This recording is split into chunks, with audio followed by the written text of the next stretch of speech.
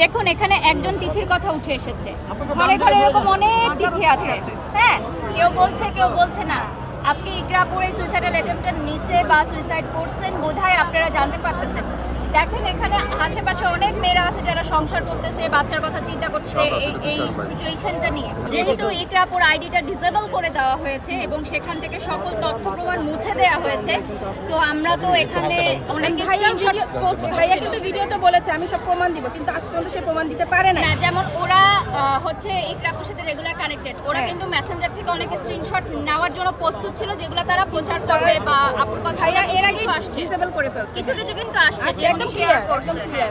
এবং সেখানে ওই অভিনেত্রীর নামটাও ক্লিয়ারলি তার ওয়াইফ বলেছে যে এই অভিনেত্রীর সাথে অমুক জায়গায় তাকে দেখছে, অমুক সিচুয়েশনে তাকে ধরছে এবং এটা নিয়ে অনেক ঝামেলা তাদের মধ্যে ছিল।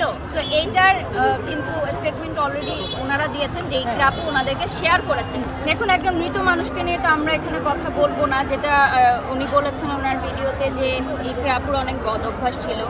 তো এগুলো নিয়ে আসলে কথা বলার পিছনে যে মানুষটা মারা গেছে তার ভালো গুণ বা খারাপ গুণ আমরা এগুলো নিয়ে কিছু বলতে চাই না।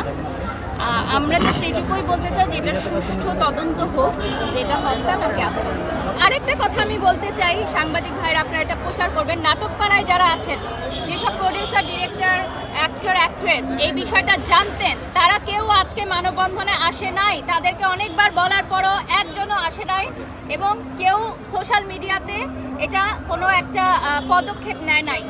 এটা রিজনটা কেন নেয় নাই? তারা কি চায় এরকমই হোক? এরকম অনেকেই মারা যাক, তারা কি আমাদের মিডিয়ার মানুষদেরকে খারাপ বলে? ওরাই খারাপ বলবে। আমি মিডিয়াতে কাজ করে আসছি অনেক বছর, এখন আমি সোশ্যাল মিডিয়াতে কাজ করি।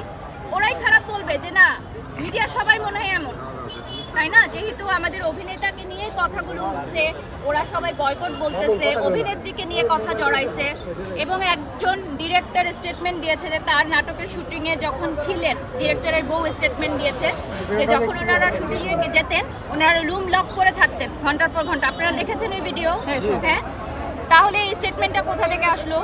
এটা তো ওনাকে খণ্ডন করতে হবে যে একজন আর্টিস্ট সেটে গিয়ে কেন রুম লক করে থাকবে? কাজ আমরাও করেছি, কাজ অনেকে করে, কিন্তু আমরা তো রুম লক করে থাকি না কখনো আমাদের কো আর্টিস্টদের সাথে। তাহলে কি আপু এই যে মানে শুটিং সেটে গেলে পার্সোনাল রুমগুলো তাহলে কি তাদের জন্য বুকিং করা হয়? তাহলে এটা যারা নাটকে আছেন, আমি তো নাটকের কেউ না, নাটকে যারা কাজ করেন তারা কি শুধুমাত্র এই জিনিসটাতে চেপে যাচ্ছেন বা এটাতে নীরব ভূমিকা পালন করছেন জাস্ট বিকজ অফ পলিটিক্স, যে এখানে তারা কাজ করবেন? হয়তো আমিও নাটকের কেউ হলে আমি হয়তো এখানে আজকে নীরব ভূমিকা পালন করতাম, হয়তো